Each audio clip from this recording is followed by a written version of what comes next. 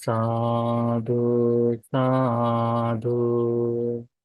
नमो तस् भगवतो अरहतो सम्मा सम्बुद्धस्स।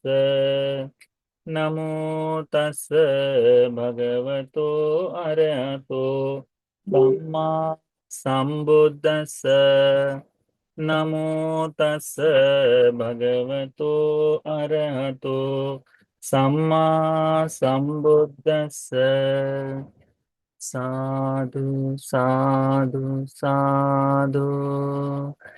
पूजनीय कल्याण मित्र, हमारे गुरु भंते जी को हमारा प्रणाम है। साधु साधु साधु। श्रद्धावान उपासक उपासिकागण, हम लोग अभ्यास कर रहे हैं संयुक्त निकाय का। इसमें हम खंड भग्ग का अभ्यास आरंभ किए हैं, जिसमें से आज हम लोग चौथा सूत्र अभ्यास में लेकर आएंगे। इस सूत्र का नाम है द्वितीय आलिद्यकानि सूत्र, यानी हालिद्यकानि गहपति का पुनः भंते जी के साथ जो चर्चा हुई है, बातचीत हुई है, उसके बारे में दूसरा सूत्र है। ठीक है। एवं में सुतं एकं समयं आयस्मा महाकच्चानो अवंतीसु विहरति कुररघरे पपाते पब्बते। तो एक समय हमारे महाकच्चान भंते जी अवंती जनपद में विराजमान थे, किसी बड़े से जलप्रपात के पास में। ठीक है।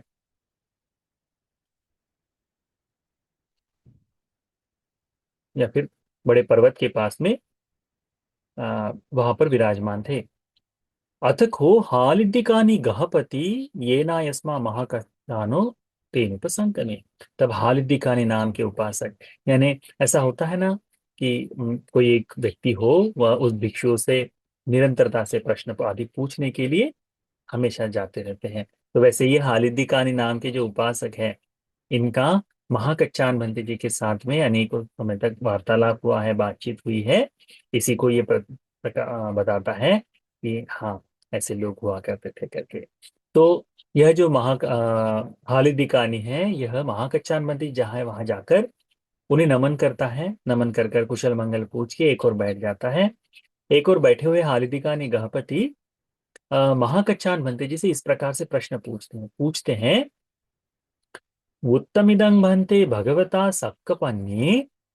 भंते जी, भगवान बुद्ध जी ने शक्रपन्य में, यानी सक्कपन्य में, यानी इस सूत्र में आ, चूल तन्नक्षय सूत्र, तन्नक्षय सूत्र में भगवान ने शक्र देवता को एक उपदेश दिया था।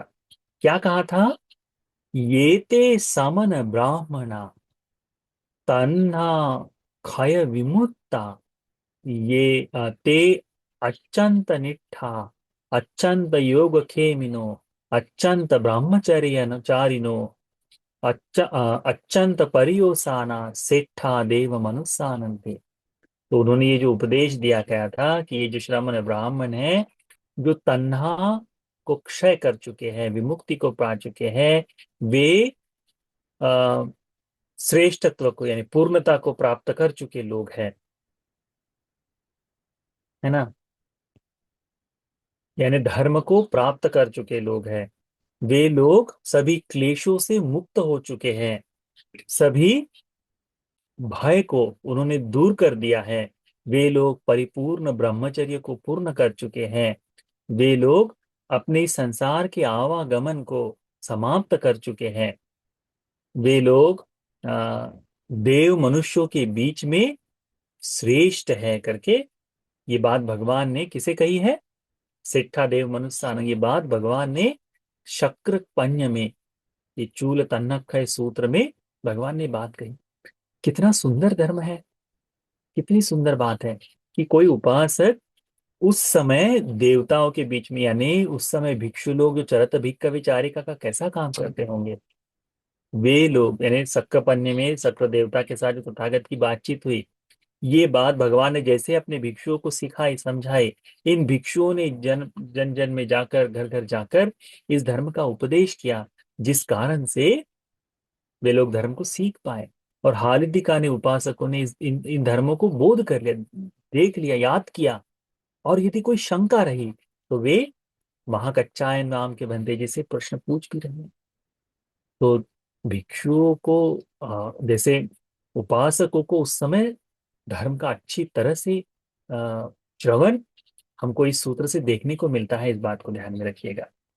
तो ये जो हालिदी कहानी है, ये महाकच्छायन मंत्र जी से कहते हैं कि इमस्सनुको भान्ते भगवता संकीर्तेन भासित सत्थं कथं वित्थारेनाथो दट्ठभूति। कि बनते, ये जो भगवान ने संक्षिप्त में बताया हुआ जो धर्म का उपदेश है, इस धर्म का उपदेश आप मुझे विस्तार पूर्वक समझाए तो बड़ा अच्छा होगा करके।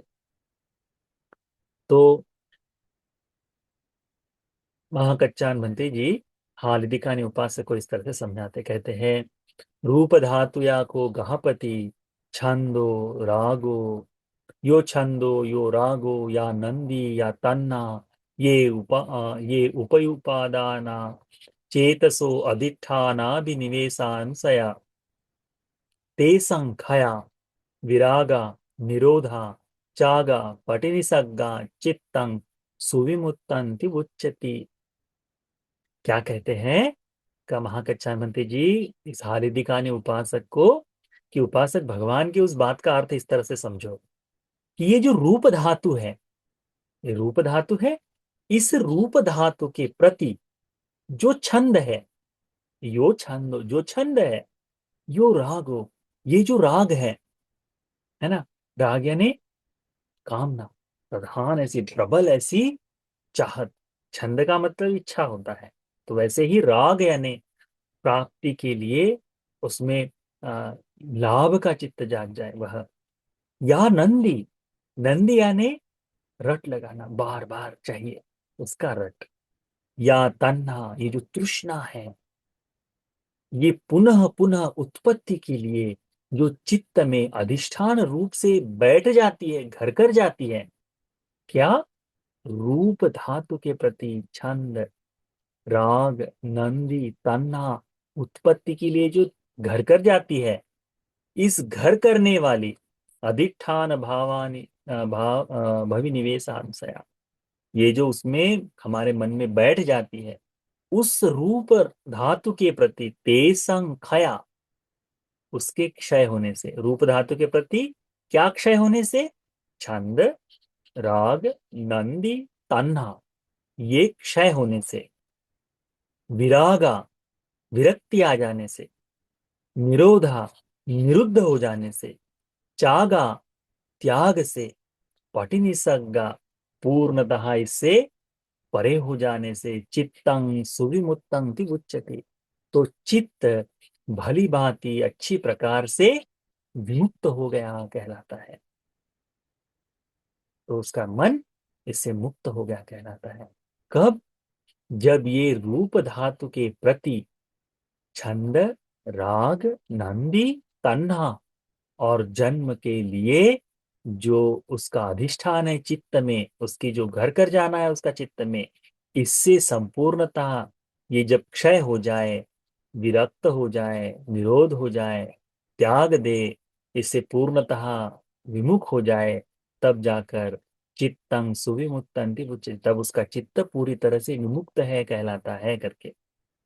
इसी प्रकार से वे कहते हैं, भंते जी उसको उपदेश करते कहते हैं वेदना धातु या को गहपति। ये जो वेदना धातु है, इस वेदना धातु के प्रति गहपति। संज्ञा धातु या को गहपति, संज्ञा धातु के प्रति गहपति।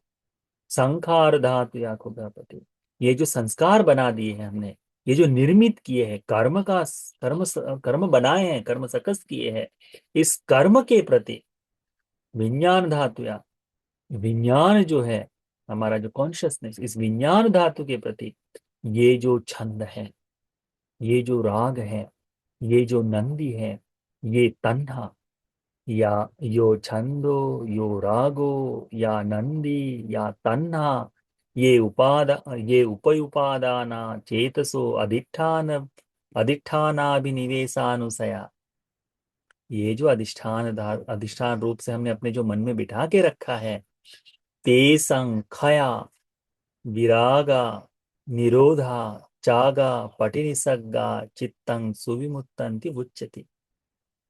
इसे इस वेदना, संज्ञा, संस्कार और विज्ञान, इनके प्रति हमारे मन में जो छंद है, जो राग है, जो नंदी है, जो तन्ना है, जो उत्पत्ति के लिए हमने जो अधिष्ठान रूप से अपने चित्त में घर बनाकर बिठा दिए हैं, इन सब के सब का क्षय हो जाना।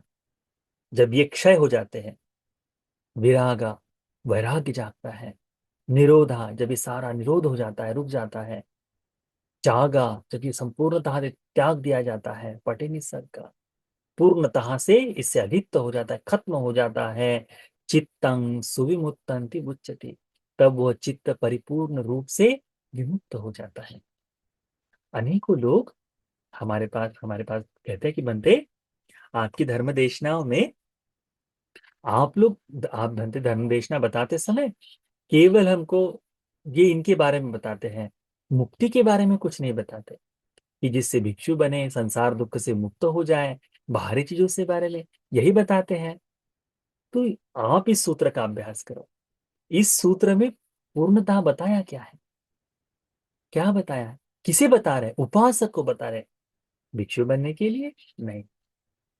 धर्म का वास्तविक अर्थ वहां का चायन बनते जी इसमें प्रकट कर रहे, कि चाहे भिक्षु हो, भिक्षुनी हो, सामने हो, उपासक हो, उपासिका हो, बालक हो, बालिका हो, कोई भी हो, उनके मन में रूप, वेदना, संज्ञा, संखार और विज्ञान, ये जो 5 उपादान स्कंद है, इस उपादान स्कंद के प्रति जो भी छंद है, जो भी राग है, जो भी नंदी है, जो भी तन्ना है, ये उत्पत्ति के लिए, पुनः पुनः भाव के लिए चित्त में अधिष्ठान रूप से हमने जो बिठा दिए हैं, यही हमें संसार के गमन के लिए, संसार में दीर्घकाल तक चलने के लिए काम करती है।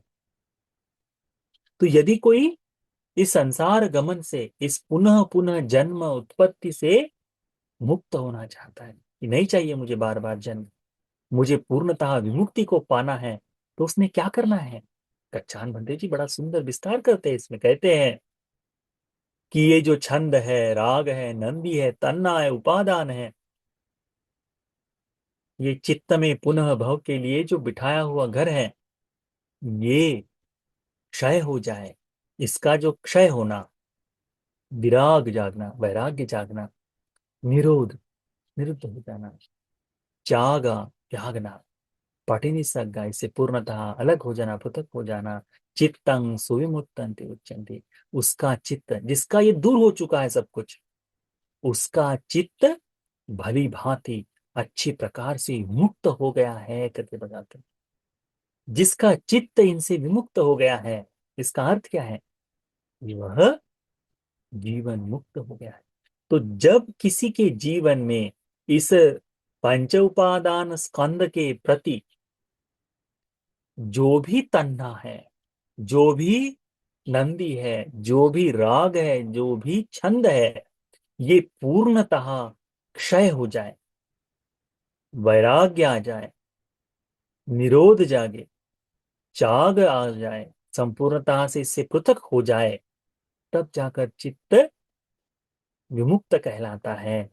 इति खो गहपति यं तं वुत्तं भगवता सक्कपन्ने, कि गहपति खालिदिकानी, इसी बात को भगवान बुद्ध जी ने सक्कपन्य सूत्र में विस्तारित किया है। सक्कपन्य सूत्र में चक्र देवेंद्र को बताया है।